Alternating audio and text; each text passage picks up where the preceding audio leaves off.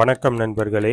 Time management techniques, அதாவது நேர மேலாண்மையுடைய வழிமுறைகளை தினசரி வாழ்க்கையில் நீங்கள் பின்பற்ற ஆரம்பித்த உடனேவே சில நாட்கள்லேயே ஒரு விதமான ஸ்ட்ரெஸ்ஸை ஃபீல் பண்ணுவீங்க.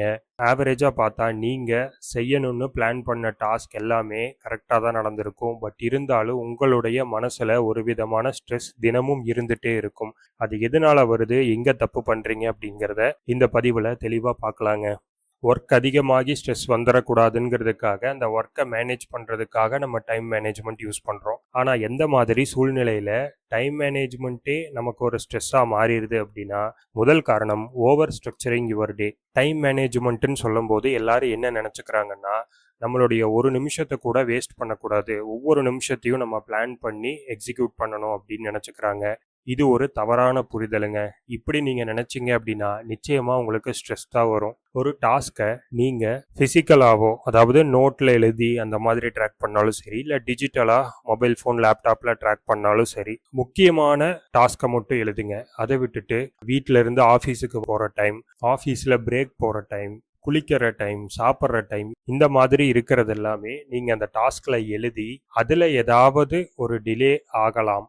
ஏன்னா டிலே இஸ் அன்எக்ஸ்பெக்டடாக ஒரு தாமதம் வரும்போது அதுக்காக நம்ம ஸ்ட்ரெஸ் ஆகிறத தவிர்க்கிறதுக்காக முக்கியமான விஷயங்களை மட்டும் பிளான் பண்ணுறது நல்லது.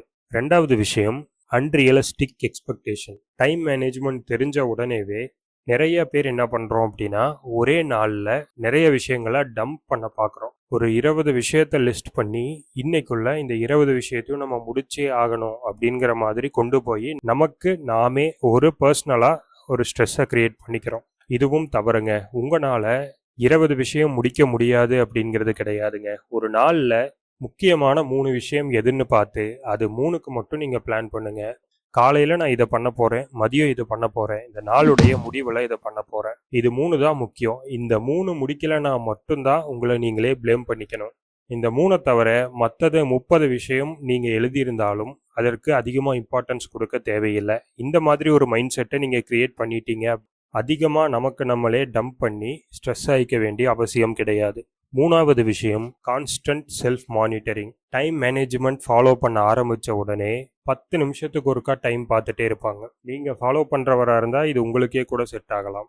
கான்ஸ்டண்ட்டாக டைமை மானிட்டர் பண்ணிகிட்டே இருக்கிறது, ஒவ்வொரு நிமிஷத்தையும் நான் யூஸ்ஃபுல்லாக உபயோகிக்கணும், ப்ரொடக்டிவாக உபயோகிக்கணும், நான் வேஸ்ட் பண்ணக்கூடாது, இந்த மாதிரி ஒரு மைண்ட் செட் இருக்கிறது ஃபர்தராக உங்களுக்கு ரொம்ப அதிகமான ஸ்ட்ரெஸ்ஸை நீங்களே உங்கள் மேலே போட்டுக்கிறீங்க அப்படின்னு அர்த்தம். இதில் என்ன சார் தவறு அப்படின்னு கேட்டிங்கன்னா, உண்மையாக உங்களுடைய மூளைக்கு ப்ரொடக்டிவாக ஒர்க் பண்ணுறதுக்கு ரெஸ்ட் அப்படிங்கிற ஒரு விஷயம் தேவை. அதை இங்கே மறந்துடுறோம். Time every minute every second அப்படின்னு சொல்லி டைமுக்கு மட்டுமே நம்ம இம்பார்ட்டன்ஸ் கொடுத்துட்டு போயிட்டுருக்கோம். இது ஒரு தவறான விஷயம். 5வது விஷயம் அப்படின்னா, எக்ஸ்பெக்டிங் பர்ஃபெக்ஷன். ஒரு நாளுக்கான டைம் மேனேஜ்மெண்ட் பிளானில் முக்கியமான 10 விஷயங்கள் நம்ம முடிக்கணும்னு சொல்லி எழுதியிருக்கோம் அப்படின்னு வச்சுக்குவோம். அதில் 8 விஷயங்களை நீங்கள் முடிச்சிட்டீங்க. 8 விஷயங்களும் முக்கியமானது தான், ப்ரையாரிட்டி போட்டு நீங்கள் முடிச்சிட்டீங்க. இறுதியாக இருக்கக்கூடிய 2 விஷயத்த உங்களால் முடிக்க முடியல, ஏதோ ஒரு காரணத்தினால முடிக்க முடியல. எய்தர் இந்த 8 விஷயங்களை செய்யறதுக்கான டைம் அதிகமாக இருக்கலாம், இல்லை அன்எக்ஸ்பெக்டடாக ஏதாவது ஒரு இன்டரப்ஷன் உங்களுக்கு வந்திருக்கலாம்.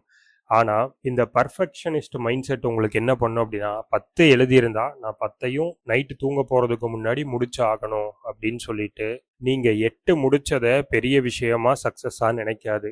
2 விஷயம் லோ ப்ரியாரிட்டி விஷயம் உங்களால் முடிக்க முடியல தெரியுங்களா, அந்த 2 விஷயத்த ஃபெயிலியராக உங்களுடைய மைண்ட் கன்சிடர் பண்ணும். இந்த மாதிரி ஒரு சின்ன டீவியேஷன் உங்கள் மைண்டுக்கு ஃபெயிலியராக ப்ரொஜெக்ட் ஆகும். அது ஒரு ஸ்ட்ரெஸ்ஸை க்ரியேட் பண்ணும்.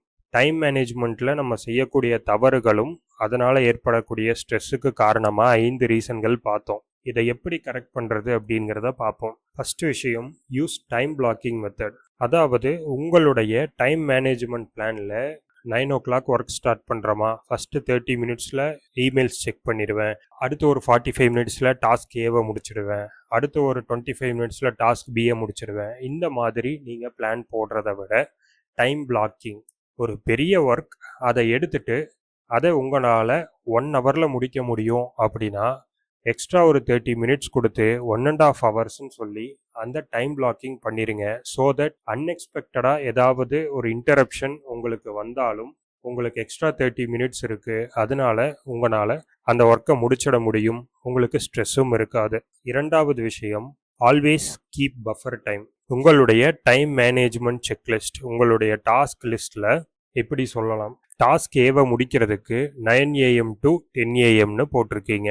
அடுத்த ப்ரியாரிட்டி இருக்கக்கூடிய டாஸ்க் பி எப்போ நீங்கள் ஸ்டார்ட் பண்ணுற மாதிரி போட்டுக்கணும்னா, உங்களுடைய டாஸ்க் லிஸ்ட்டில் டாஸ்க் ஏவுக்கும் டாஸ்க் பிக்கும் இடையில ஒரு பஃபர் டைம் கொடுங்க. ஒரு 10 மினிட்ஸ் அல்லது 15 மினிட்ஸ் பஃபர் டைம் கொடுத்துக்கங்க.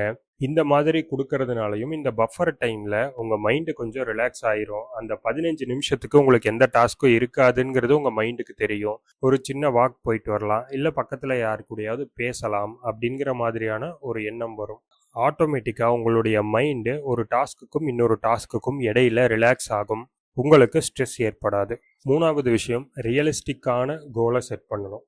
நம்ம ஒரு பாயிண்ட் பார்த்தோம் இல்லைங்களா, ஒரு நாளில் நான் 20 டாஸ்க் முடிப்பேன்னு எழுதுறதுக்கு பதிலாக ரியலிஸ்டிக்காக உங்களால் எவ்வளவு முடிக்க முடியும், ஸ்ட்ரெஸ் பண்ணாமல் கூலாக ரிலாக்ஸ்டாக உங்களால் எவ்வளோ டாஸ்க் முடிக்க முடியுங்கிறது எல்லாருக்குமே தெரியும். உங்களால் 5 டாஸ்க் கூலாக ஹேண்டில் பண்ணி முடிக்க முடியும் அப்படின்னா 5 டாஸ்க் மட்டும் ஒரு நாளைக்கு வச்சுக்கோங்க.